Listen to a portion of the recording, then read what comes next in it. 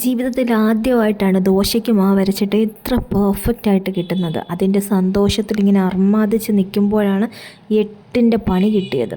ദോശമാവ് അടപടലം കയ്യിൽ നിന്ന് വീണു. ദേഹം മൊത്തത്തിൽ മാവായി. ദേ കണ്ടോ.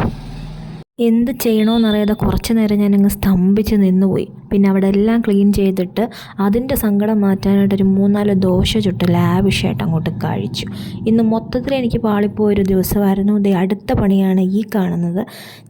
ചക്കയട ഉണ്ടാക്കാനായിട്ട് മാവ് സെറ്റാക്കി. പക്ഷേ മാവ് നല്ല ലൂസായിപ്പോയി. പിന്നെ ദേ ഇതായിരുന്നു അവസ്ഥ. തീരെ വെന്തിട്ടില്ല. പിന്നെ ഞാൻ എങ്ങനെയൊക്കെയോ ദോശക്കല്ലിൽ തിരിച്ചും മറിച്ചും എടുത്ത് ഒരുവിധം ഒപ്പിച്ചെടുത്തു. പിന്നെ കുറേ കഴിഞ്ഞപ്പോഴത്തേക്കിനും ഞാൻ മാവിനകത്ത് കുറച്ച് പൊടിയൊക്കെ ഇട്ട് സെറ്റാക്കിയെടുത്ത് അപ്പച്ചമ്പി വെച്ച് വട്ടയിലേക്കകത്ത് ചുട്ടെടുത്തപ്പം നല്ല അടിപൊളി ചക്കയട കിട്ടിയിട്ടുണ്ടായിരുന്നു.